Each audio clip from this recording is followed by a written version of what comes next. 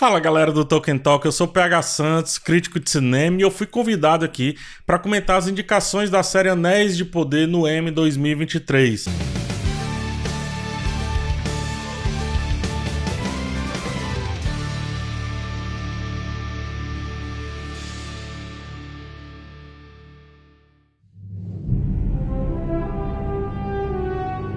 Eu não sou o César, não sou a Inês, mas eu tenho a careca do Sérgio, tá? E eu vim representar.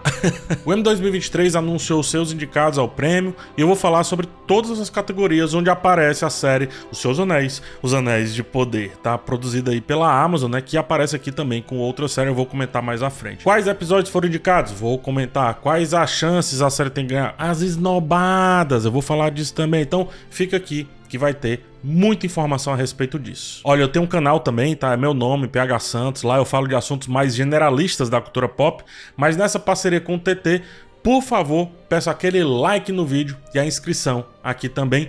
Tudo isso para validar essa longa jornada que eu fiz de Fortaleza até a Terra-média. Pode ser? Conto contigo? Muito obrigado e vamos lá ao que interessa. O Emmy é o Oscar das séries, como a gente costuma apresentar para ser de uma maneira bem simples, tá? Porém, diferente do Oscar, além das categorias que aparecem na premiação e que muitos sites aí divulgam, tem muitas outras categorias envolvidas, sobretudo categorias técnicas. Abrindo aqui o documento da própria academia responsável pelo Emmy, você terá acesso a todas as informações dos nomes indicados, os episódios, a categoria e por aí vai. Anéis de Poder, nossa série em questão, teve 6 indicações e todas foram para prêmios técnicos. Só para você entender, né? Só para ter um panorama, a série que mais recebeu indicações foi a 4ª temporada e última temporada de Succession, com incríveis 27 indicações. The Last of Us, que teve 24 indicações, é um fenômeno para uma série que está na sua primeira temporada. E The White Lotus, na sua segunda temporada, fecha esse pódio com 23 indicações. A HBO dominou, como costuma acontecer. A Casa do Dragão teve aí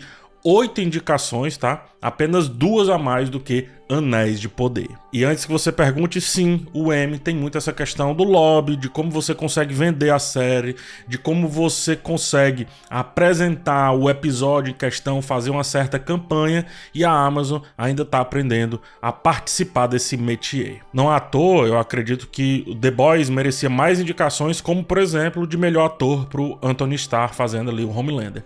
Mas enfim, são outros 500. Vamos lá, as categorias onde Anéis de Poder aparece. Tá? Eu comentarei uma por uma, com calma, e direi aí as chances de vitória. A série concorre a uma categoria atrelada a figurino, chamada Fantasy Sci-Fi Costumes, que seria figurino para séries de fantasia ou ficção científica. A concorrência é pesada. Além de Anéis de Poder, estão Abracadabra 2, A Casa do Dragão, O Mandaloriano, Obi-Wan Kenobi e a excelente série chamada What We Do in the Shadows. Fica a indicação. Nessa categoria são indicados os episódios em si, né? Um episódio em si é indicado, isto é, os responsáveis escolhem qual episódio submeter para apreciação e então ele é escolhido para representar a série na categoria e no prêmio. O episódio aqui escolhido de Anéis de Poder foi o primeiro da primeira temporada, chamado A Shadow of the Past. Acredito que a escolha desse episódio vem muito por conta dos vários núcleos que são abordados nele. Nessa categoria é levado em consideração como está a caracterização em relação às vestes, e aqui no caso o figurino, né, as vestes dos Harfoots, dos elfos, dos homens, etc. Lembra que o episódio faz esse passeio pela Terra-média? Pois bem, por isso foi essa aqui a indicação, né, a escolha para concorrer, para conseguir mostrar a variedade do trabalho da equipe de figurino.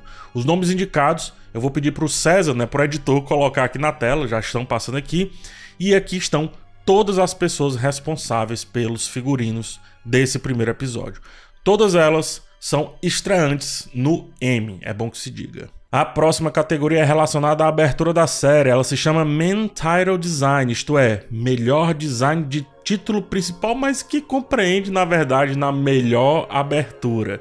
Anéis de Poder é um forte concorrente aqui. Com eles estão O Gabinete de Curiosidades do Guillermo del Toro, excelente série, diga-se de passagem, tá?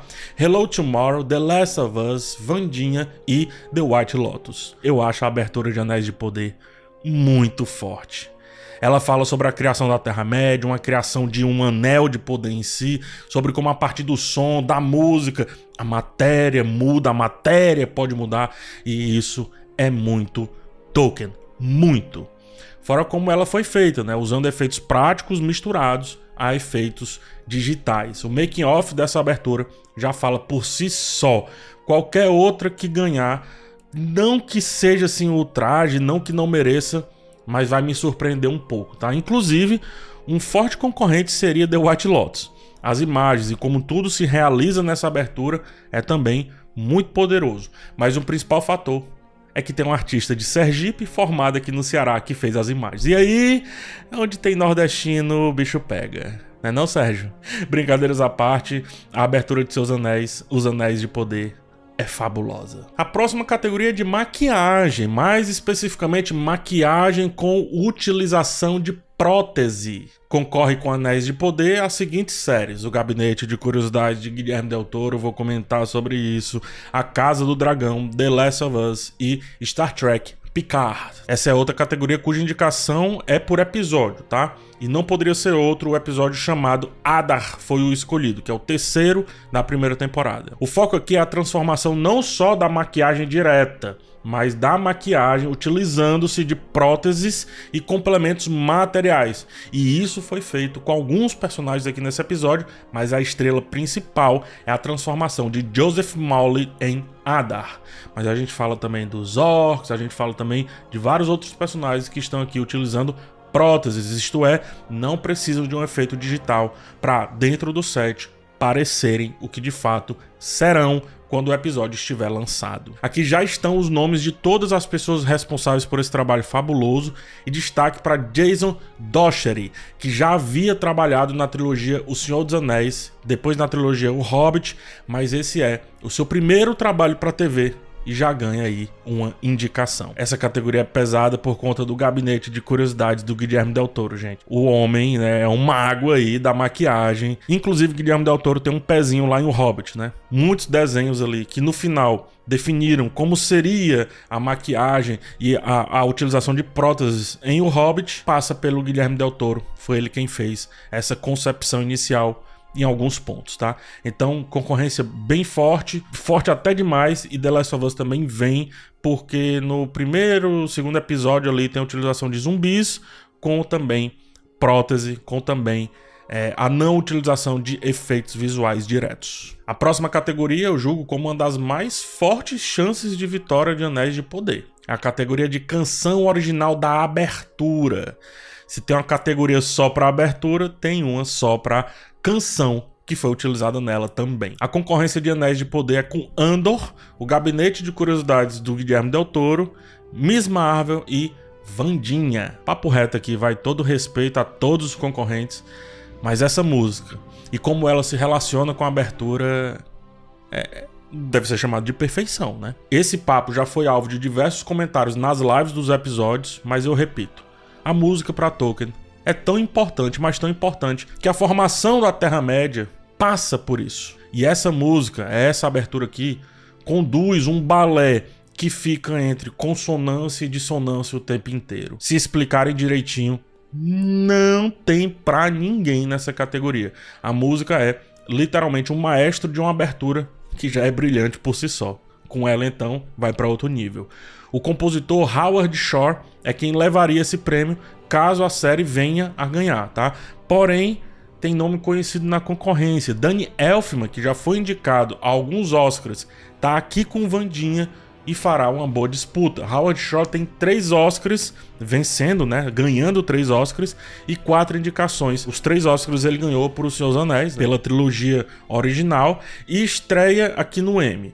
O Elfman tem 4 indicações ao Oscar, não ganhou nada, mas é veterano no Emmy. Uma curiosidade, ele é o criador e por isso já foi indicado a partir da música de abertura de Os Simpsons. Próxima categoria, antes que eu me empolgue demais com esse negócio de música, que eu dou maior valor, Anéis de Poder foi indicado para a categoria de edição de som. Edição de som para séries no formato de 1 hora. Essa categoria é dividida entre séries de 30 minutos e séries de 60 minutos. Os concorrentes são Andor, The Boys, que é da Amazon também, A Casa do Dragão, The Last of Us e Stranger Things. O episódio indicado foi o 6º da primeira temporada. Ele, o episódio que precede o caos. O episódio chamado Udum. Udum, lembram disso? Udum, Udum. Explicando a categoria porque você vai entender a importância de ser esse o episódio escolhido para ela. A edição de som é diferente de mixagem de som. A edição de som é sobre criação do som. Mixagem é como esse som é misturado ao ponto de, ao final, ficar tudo gerando uma grande experiência auditiva. Então, quando olhamos para a edição, a gente está olhando para a confecção, criação, feitura em si, seja usando meios digitais, seja usando som direto, que é um som captado dentro do cenário, seja usando Foley, que é aquele som criado em estúdio, né, em tablados de madeira e essas coisas todas. Aqui nesse episódio a gente está falando de fogo em tocha, de andar na grama versus correr na areia, estamos falando sobre os diferentes locais e como o som ressoa, como o som se origina desses locais, a gente está falando sobre o tintilar do metal da espada, da armadura, sobre andar com a armadura e por aí vai. Então, a gente tá falando tudo disso e mais de uma par de coisas que passaria horas falando, e eu acho que essa é uma categoria que esse episódio vai muito bem. Mas é uma categoria bem difícil, porque o trabalho em A Casa do Dragão, é preciso dizer, mais especificamente no episódio The Black Queen, também é um trabalho muito bem feito, principalmente como trabalha com eco, como trabalha com o silêncio, deixando esses microsons aparecerem. Só que no cinema tem uma máxima, né? No Oscar, geralmente quando tem um filme que contém batalha, essa categoria costuma ir para ele. Costumava porque essa categoria foi unida, agora é só categoria de melhor som, antes era edição e mixagem como é no Emmy. Não é uma regra, mas desses episódios um tem batalha, e esse é Anéis de Poder, tá? Se apresentarem direitinho como essa edição foi feita, eu acredito que há chances. Para finalizar, a última categoria onde Anéis de Poder aparece é a nobre categoria de efeitos visuais na temporada. Essa categoria é dividida em duas. Tem para a temporada inteira e tem para um episódio específico. Anéis apareceu aí no da temporada inteira e concorre de novo com Andor, A Casa do Dragão, O Mandaloriano e The Last of Us. The Last of Us, que inclusive é um dos fortes concorrentes aqui. Mas se The Last of Us ganha, Anéis de Poder também ganha, eu vou te explicar isso.